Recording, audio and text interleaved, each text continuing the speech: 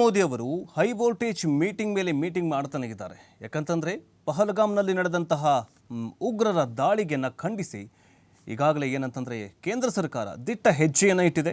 ರಾಜತಾಂತ್ರಿಕ ನಿಷೇಧವನ್ನು ಹೇರಿ ಪಾಕ ವಿಲವಿಲ ಒದ್ದಾಡೋ ಹಾಗೆ ಮಾಡಿದೆ.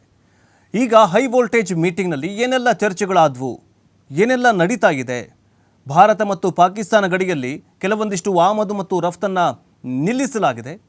ಇದು ಭಾರತಕ್ಕಷ್ಟೊಂದು ಇಫೆಕ್ಟ್ ಆಗಲ್ಲ, ಆದರೆ ಪಾಕಿಸ್ತಾನದಲ್ಲಿ ಔಷಧಗಳ ಕೊರತೆ ಉಂಟಾಗ್ತಾ ಇದೆ. ಜನ ವಿಲವಿಲ ಒದ್ದಾಡಿ ಸಾಯ್ತಾ ಇದ್ದಾರೆ. ಮೊದಲೇ ಹೊಟ್ಟೆಗೆ ಹಿಟ್ಟಿಲ್ಲ ಪಾಕಿಸ್ತಾನಿಗಳಿಗೆ, ಅಣುಬಾಂಬ್ ಸ್ಫೋಟ ಬೇರೆ ಮಾಡ್ತೀವಿ ಅಂತ ಅಲ್ಲಿನ ಪ್ರಧಾನಿ, ಅಲ್ಲಿನ ಒಂದು ರಾಜ್ಯದ ಮುಖ್ಯಮಂತ್ರಿ ಹೇಳ್ತಿದ್ದಾರಂತೆ.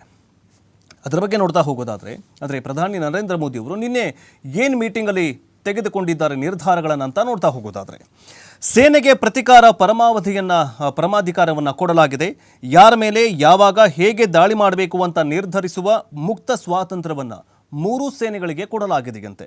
ದಾಳಿಯೋ ಯುದ್ಧವೋ, ಮೋದಿ ಹೇಳಿದ ಊಹಿಸಲಾದ ಶಿಕ್ಷೆ ಯಾವುದು ಅನ್ನುವಂತಹ ಪ್ರಶ್ನೆ ಈಗ ಭಾರತೀಯರನ್ನು ಕಾಡ್ತಾ ಇದೆ. ಬರೀ ಭಾರತೀಯರಷ್ಟೇ ಅಲ್ಲ, ಇಡೀ ವಿಶ್ವಕ್ಕೆ ಯಕ್ಷ ಪ್ರಶ್ನೆಯಾಗಿ ಉಳಿದುಕೊಂಡಿದೆ. ಈಗಾಗಲೇ ಏನಂತಂದರೆ ರಷ್ಯಾ ಉಕ್ರೇನ್ ಯುದ್ಧ ನಡೀತಾ ಇದೆ. ಈ ರಷ್ಯಾ ಉಕ್ರೇನ್ ಯುದ್ಧಕ್ಕೆ ಈಗಾಗಲೇ ಏನಂತಂದರೆ ಸ್ವಲ್ಪ ವಿರಾಮ ಸಿಕ್ಕಂತಾಗಿದೆ. ವಿಶ್ವದಲ್ಲಿ ಈಗಾಗಲೇ ಸರಿಸುಮಾರು 2-3 ಯುದ್ಧಗಳು ನಡೀತಾ ಇರುವಂತಹ ಸಂದರ್ಭದಲ್ಲಿ ಭಾರತ ಪಾಕಿಸ್ತಾನ ಯುದ್ಧ ನಡೆದಿದ್ದೇ ಆದಲ್ಲಿ ವಿಶ್ವದ ಆರ್ಥಿಕತೆಯ ಮೇಲೆ ಭಾರೀ ಪರಿಣಾಮ ಬೀರುವ ಸಾಧ್ಯತೆ ಇರುತ್ತೆ.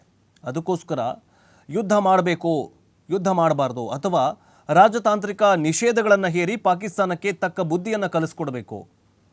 ಬರೀ ಪಾಕಿಸ್ತಾನಕ್ಕಷ್ಟೇ ಅಲ್ಲ, ಚೀನಾಗೂ ಕೂಡ ತಕ್ಕ ಬುದ್ಧಿ ಕಲಿಸ್ಕೊಡ್ಬೇಕು. ಏನೆಲ್ಲ ಚರ್ಚೆಗಳಾಗಿವೆ ಅಂತ ನೋಡ್ತಾ ಹೋಗೋದಾದರೆ, 26 ಪ್ರವಾಸಿಗರ ಬಲಿ ಪಡೆದಿರುವಂತಹ ಜಮ್ಮು ಕಾಶ್ಮೀರದ ಪಹಲ್ಗಾಮ್ ನರಮೇಧ ಪ್ರಕರಣದಲ್ಲಿ ಯಾವುದೇ ನಿರ್ಧಾರ ಕೈಗೊಳ್ಳುವ ಪೂರ್ಣ ಅಧಿಕಾರವನ್ನು ಭಾರತೀಯ ಸೇನೆಗೆ ನೀಡುವ ಮಹತ್ವದ ನಿರ್ಧಾರವನ್ನು ಮೋದಿ ಸರ್ಕಾರ ಮಾಡಿದೆ. ಪ್ರಧಾನಿ ನರೇಂದ್ರ ಮೋದಿ ಅವರ ಅಧ್ಯಕ್ಷತೆಯಲ್ಲಿ ಮಂಗಳವಾರ ಇಲ್ಲಿ ನಡೆದಂತಹ ಉನ್ನತ ಮಟ್ಟದ ಸಭೆಯಲ್ಲಿ ಯಾರ ವಿರುದ್ಧ ಹೇಗೆ ಯಾವ ರೀತಿ ದಾಳಿ ನಡೆಸಬೇಕು ಎಂಬುದನ್ನು ನೀವೇ ನಿರ್ಧಾರ ಮಾಡಿ ಅಂತ ಸೇನೆಗೆ ಪೂರ್ಣ ಸ್ವಾತಂತ್ರ್ಯವನ್ನು ನೀಡಿದೆ.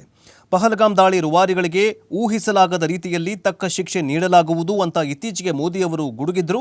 ಬಳಿಕ ಭಾರತ ನಮ್ಮ ಮೇಲೆ ದಾಳಿ ನಡೆಸುವುದು ಖಚಿತ, ಅದನ್ನು ತಡೆಯಲು ಸಾಧ್ಯವೇ ಇಲ್ಲ ಅಂತ ಸ್ವತಃ ಪಾಕಿಸ್ತಾನದ ರಕ್ಷಣಾ ಸಚಿವ ಖ್ವಾಜಿ ಆಸಿಫ್ ಹೇಳಿದರು. ಅದರ ಬೆನ್ನಲ್ಲೇ ಭಾರತ ಸರ್ಕಾರ ಇಂತಹದೊಂದು ಮಹತ್ವದ ನಿರ್ಧಾರವನ್ನು ತೆಗೆದುಕೊಂಡಿದೆ. ಪೂರ್ಣ ಪ್ರಮಾಣದ